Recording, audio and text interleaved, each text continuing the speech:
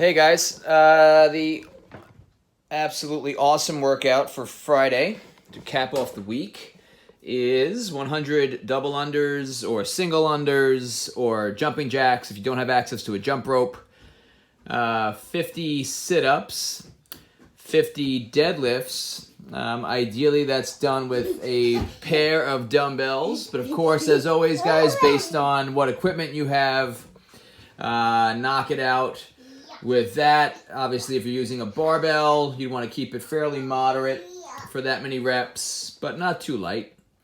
100 double unders and jumping jacks again, and then 50 more sit-ups, and then 50 hang snatches, and then 100 double unders or jumping jacks, 50 sit-ups, and then 50 thrusters to cap it off. That's part one. Part two, we'll do some guns, 50 hammer curls, 50 tricep extensions total. Those can be broken up however you like. You can do all the hammer curls and then move on to the tricep extensions, or vice versa. You can do 5 sets of 10 of each, back and forth. Bigger sets, smaller sets. That'll obviously be dictated by how much weight you have. The warm-up, our normal menu here. Dynamic stretching, warm up the movements nice and good, and then get started.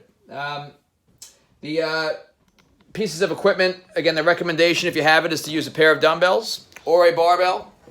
Obviously, if you have a kettlebell, you can use that. That'll likely end up being relatively light for this. So if you can knock it out with a pair of kettlebells, that would be ideal. If you have a backpack or a plate, you can utilize that as well, of course.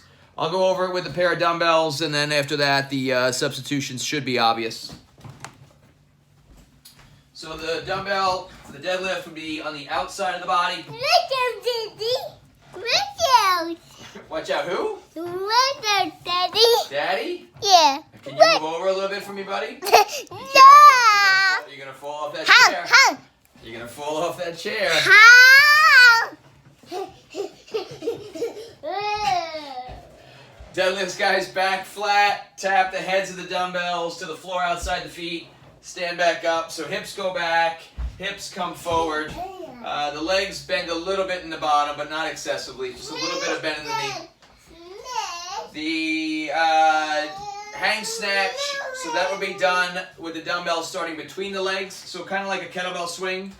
So bring the dumbbells with a neutral grip between the hips, snap the legs and hips, punch the dumbbells to lock out overhead, back through, and then repeat. So basically a kettlebell swing or an overhead kettlebell swing with your dumbbells. Obviously, if you're using a kettlebell, it would be an overhead kettlebell swing. And then the thruster, dumbbells on the shoulders, squat all the way down, stand all the way up and punch. If you're using one dumbbell for the workout, you could perform half the reps on one side, so your deadlift could be done with one arm, and just switch arms as needed. You could perform the hang snatch alternating arms, or again, certain number of reps on one arm and then switch. And same thing with the thrusters. If your weight is particularly light that you're using and you only have one dumbbell or one kettlebell, you could perhaps bump the reps up as well. Maybe 75 reps of each, even 100 if it's super light. But use your discretion there. This should be somewhere in the vicinity of like 15 minutes, I would think, in that territory, give or take. A couple minutes on either end, depending on how heavy you go and what you're using. So scale accordingly. Reach out with any questions, guys, and hopefully we'll see you guys tomorrow. Regular Zoom class schedule. And yeah, Hunter, say good night. Good night. Say bye-bye. Bye-bye. Say good luck, everybody. Good night, everybody. Say go get 'em. Go get him. Okay, you gonna push the red button? Yeah. Good night.